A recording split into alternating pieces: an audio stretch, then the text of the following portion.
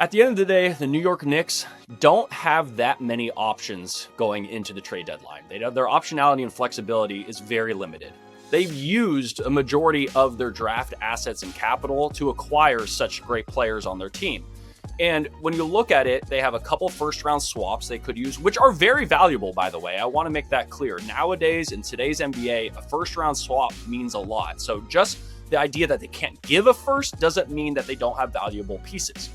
At the same time, you look at this team and they're not in a position to add any money. They literally cannot. Right now, they're strapped right below the second apron by about $100,000.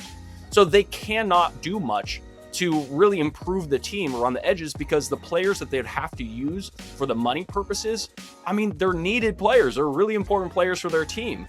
And you don't want to mess with a Deuce McBride off the bench, and you don't want to take that away. Now, Yabusele's name has come up in the market, and rightfully so. He has not been part of the rotation, but his option next year is going to limit the amount of teams that really want to actually take on that contract. If anything, it would be probably something where they actually have to attach something to get off that contract. So in that case, the only way they'd really use him is really maybe they try to find a guy that can help them off the bench for that same amount of money while attaching something of worth to him to get that.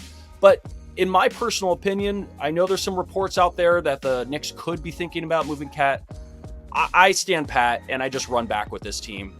Teams go through ebbs and flows throughout a season. There's always going to be some sort of drama throughout a year, right? And this team is the same team that won the NBA Cup, was 23-9, and they're finally getting healthy. They're finally finding a chance to get some chemistry. Mike Brown's offense, it takes some time. This team is dangerous. They are stacked. Talent-wise, they have the ability to win the East. I would not hit the panic button. I don't think it's important to move Cat and try to redo this whole thing. It's hard to do that in the middle of the season.